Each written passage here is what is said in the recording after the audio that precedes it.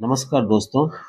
जेठ अमावस्या वैदिक पंचांग के अनुसार 16 मई 2026 दिन शनिवार को पड़ रही है।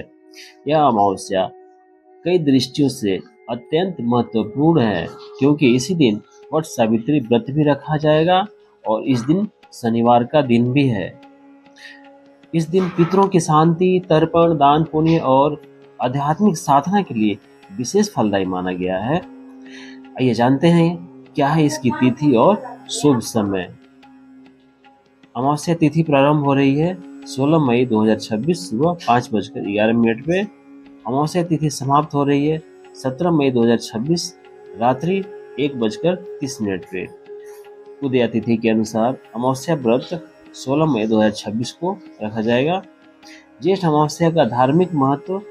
सनातन धर्म में अमावस्या तिथि को पितरों की तिथि माना गया है। विशेष रूप से ज्येष्ठ मास की अमावस्या में पितरों का तर्पण और श्राद्ध करने से पितृदोष शांत हो जाता है तथा पूर्वजों का आशीर्वाद प्राप्त होता है। मान्यता है कि इस दिन पितर पृथ्वी पर अपने वंशजों को आशीर्वाद देने के लिए आते हैं।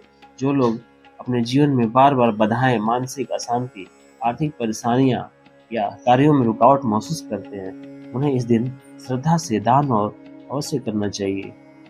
वट सावित्री व्रत का भी विशेष संयोग बन रहा है इस बार अमावस्या के दिन ही।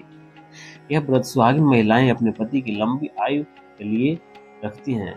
पौराणिक कथाओं के अनुसार सावित्री देवी ने अपने तप और पतिव्रत धर्म से सत्यवान के प्राण यमराज से वापस प्राप्त कर लिए थे। तभी से वट वृक्ष की पूजा का विशेष महत्व माना गया है।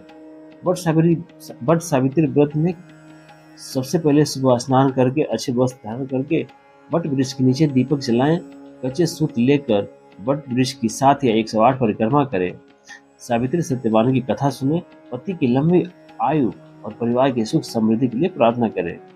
इस दिन पितरों के लिए पिंडदान, तर्पण इत्यादि का विशेष महत्व है। किसी पवित्र नदी या तीर्थों में जाकर जल से तर्पण करें। काले तिल, जल, कुशा और अक्षत से पितरों को अर्पण दें।